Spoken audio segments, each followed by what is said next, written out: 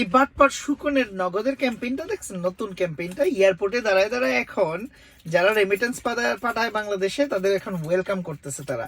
তামিম সাহেব আছে সাথে, আমাদের মুশফিক সাহেব আছেন, তারপর আবার নগদের এমডি তানভীর সাহেব আছেন। ওনারা এখন এয়ারপোর্টে এসে এদের ওয়েলকাম করতেছে। যাদের বলছে ঢুকতে দিবে না দেশে রেমিটেন্স না পাঠাইলে, তাদের এখন তো বুঝে গেছে ঠেলাটা। এই 4-5 দিনেই বুঝে গেছে যে না, শেষ, আমরা তো শেষ। ব্যাংকগুলো সব কলাপস করতেছে, দেন ছাত্ররা রাস্তায় আছে, সাধারণ মানুষজন যারা কখনো কথা বলে নাই, টিচাররা যারা কখনো কথা বলে নাই, তারা এখন রাস্তায় আসতেছে, লয়াররা নিজে থেকে যায় পিটিশন করতেছে। সব সিচুয়েশন যখন দেখতেছে যে না আর তো সম্ভব না, দেশ চালাইতে হইলে তো সবার আগে আপনাকে তো সংসার করতে হলে, সংসার চালাইতে হলে তো বাজার করতে হবে, টাকা তো লাগবে। দেশের কাছে তো টাকা তো নাই, ওরা তো অলরেডি সব লুইটা পুইটা শেষ করে ফেলছে।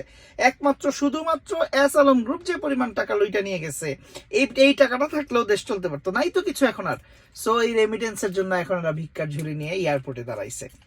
সো কোনো লাভ নাই, কোনো লাভ নাই।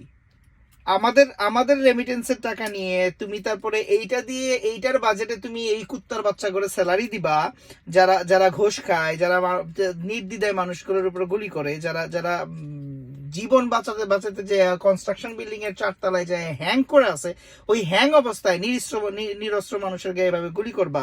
শিশু, 6 বছরের একটা শিশু বাচ্চা, তোদের বাচ্চা কাচ্চা নাই?